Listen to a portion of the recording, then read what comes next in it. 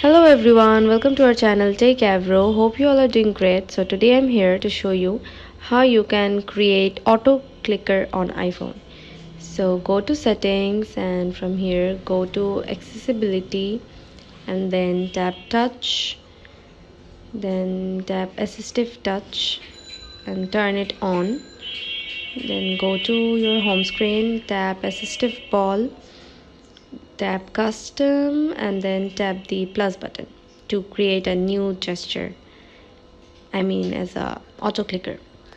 So over here you can create a gesture to make it a auto clicker.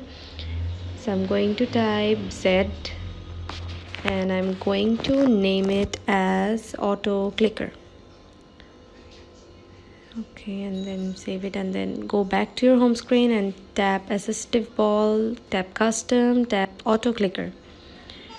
So this is how you can create a auto clicker on iPhone.